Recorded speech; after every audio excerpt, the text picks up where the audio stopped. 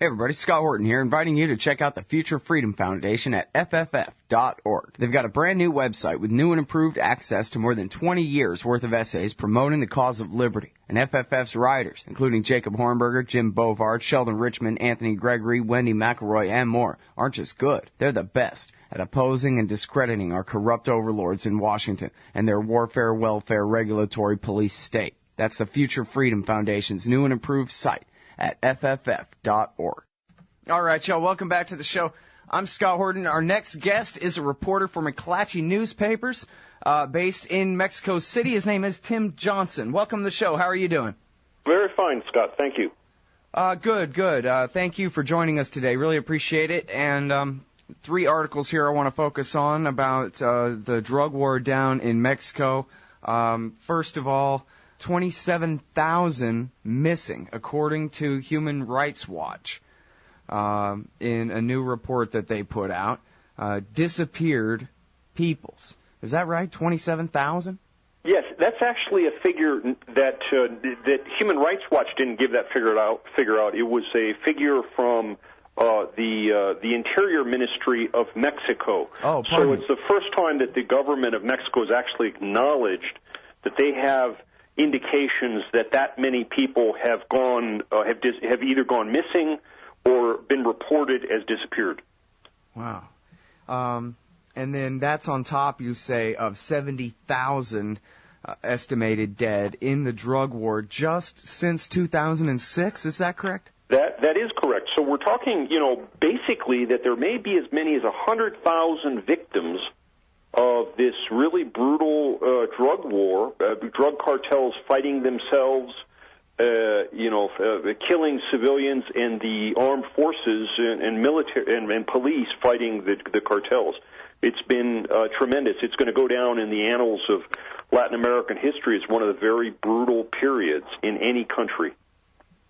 Well, in your journalism here at McClatchydC.com, you actually go through and compare this to the very political civil wars and dirty wars of Latin America, especially during the Cold War years, right? And this beats out most of them, or all of them. Well, certainly ranks right up there with some of the, almost forgotten chapters. For instance, La Violencia, the period in Colombia that was a precursor to the extended guerrilla war there, left, hundreds of millions of people dead. 200,000 people died in the Guatemalan Civil War from 1960 till 1996. Mm-hmm. Then we got the various civil wars in Nicaragua and El Salvador. They left anywhere from 60 to 75,000 dead each. This has been just a terribly a bloody period for Mexico. Yeah, and it's not a civil war over who's going to control the capital city, the left or the right, and how brutally are they going to butcher their enemies when they win, that kind of thing. It's just a fight over a black market by criminal cartels. Yeah, but we're talking about billions and billions of dollars of profit, and so yeah, it's a war of greed more than a war of power and ideology. It's amazing. I mean, you talked about, I'm sorry, would you say 200-something thousand, 250,000 in Guatemala's civil war? 200,000 is, I think, is a good estimate, yeah. Uh-huh. So we're at almost half of that in, a fifth of the time or a quarter of the time, something? That's true. Of course, Mexico is a much larger country, but, it's we're talking about a 6-year period. That's the length of the Mexican presidential term. Yeah. I mean, Guatemala is sort of the benchmark for the worst of those horrible civil wars between the left and the right in the Cold War down in Latin America, right? Yeah, it is. And that, of course, the U.S. played a role in triggering that by sponsoring the deposal, the ouster of a leftist elected president. Mm-hmm. All right, now, so take us back to the Vicente Fox years a little bit, if you could. I mean, what really changed when Calderon came to power? Well, for listeners, the Institutional Revolutionary Party of Mexico was the the entity that governed this country for 71 years. It was an authoritarian rule of one party state, and they weren't ousted until the year 2000. And there was an awful lot of hope that this former Coca-Cola executive, Vicente Fox, who was the leader of the center-right party, the National Action Party, was going to really sweep away some of the hallmarks of the previous, this decades-long rule of the PRI, as the former party was known. Wipe away the corrupt governors and really, just change and bring Mexico into a more democratic age. Unfortunately, it didn't happen. Fox came in, and he, rather than really sweeping away some of these elements, he had to he ended up sort of co-opted by them, having to use them to be able to govern to any degree. He didn't have control of Congress, and so he sort of had to cut deals with the pre-legislators and just didn't really move against the corrupt union leaders and so forth and monopolists that have stymied Mexico's growth. And yet, at the end of his 6-year term, his successor from the same party, the PAN party, was able to just barely eke out a victory, and so the PAN, this National Action Party, has ruled for 12 years. But, as Mexicans look back, they're pretty disgusted by the fact that there wasn't much change from the PRI in those 12 years. And, in fact, the PRI's come back to power now. Mm-hmm. Well, but now so Calderon, he was from Vicente Fox's party, yeah. That's correct, this National Action Party. Uh-huh. But then, so what caused the escalation of the drug wars so much under his term compared to under Fox's term? Well, Fox, it's really been a long evolution of Mexican drug groups gaining more and more power from the Colombians, But during Fox's term in the early 2000s, the Colombian President Uribe was really, doing a battle against the Colombian groups, and as that happened, the Mexican drug gangs got more and more power. So by the time Calderon came into office, there were 6 to 7, for lack of a better term, cartels, really criminal syndicates that had control of regions of Mexico and major smuggling routes. At least 3 of the cartels were right on the either the Texas border or the California border, controlling routes, up through Brownsville and McAllen, or across to El Paso from Ciudad Juarez, or from Tijuana into San Diego in California. During Calderon's term, these gangs were just, fighting each other and making buckets of money, and they just had to be. Calderon really had no choice but to really use force to try to get these gangs under control. But in hindsight, the strategy he used wasn't well thought out, and it really made the violence worse. Well, can you explain the cause and effect there? Well, he sent 50,000 troops into cities, mainly along the northern border, and these soldiers, would patrol the streets, but they also engaged. They didn't know how to arrest people, really. They didn't know how to, cordon off a crime scene, help prosecutors get evidence.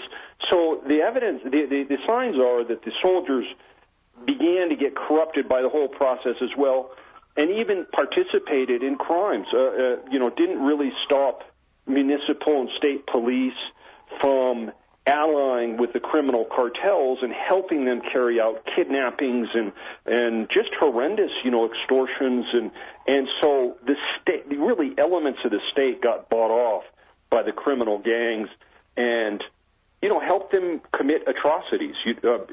They got into the whole movement of Central American migrants, extorting them for more and more money, and at times massacring dozens and scores, even 72 migrants in one terrible massacre. Calderon just didn't think that how critical it was to actually develop rule of law as a way to punish gangsters and set examples. Instead, he just got, there's just got to be a vortex of more and more violence. Mm-hmm. Well, and they say the Zetas gang actually was just a bunch of soldiers who broke off and made their own cartel, right? Well, certainly the founders were elite members of paratroop commandos, basically, who got recruited by the Zetas up there. The Zetas was the armed enforcers wing of the old Gulf cartel, which still exists, but the Zetas, took brutality to a new level, and they also, didn't want to stay in that corner of Mexico. They branched throughout, 20 of Mexico's 32 states in the federal district, and then they got into Central America, and then they just, really, and they used, brutality to just a new degree through beheadings and mass killings, and just going in and slaughtering enemies. Mm-hmm. All right, and now, in one of your stories here, you talk about this new paramilitary force. Now, does that mean that they're going to pull the regular army back? But now, what's this new paramilitary force, and how are they supposed to work any better than the army? Well, it's by, let's see, let me try to explain. By paramilitary, this is a government-sponsored militia, or they call it a gendarmerie, taking the French word. It would be kind of, for lack of a better description, they're like Texas Rangers. They're trying to create this force that's going to be specialized in rapid response, going to where there's there's a lot of criminality in cleaning things up, but better trained to do things like gather evidence and work with prosecutors to capture and convict gangsters. They're going to come from the ranks, as far as we're told, from the ranks of the Army. There's an awful lot of skepticism about what's really new. I mean, isn't it just, dressing up a pig, as it were? And we don't know the answers. Reporters don't know the answers to that yet. How exactly this force will be created, who its members will be, what kind of training they'll get, what will be the benchmarks for determining if they're successful or not. I don't know the answers to those questions.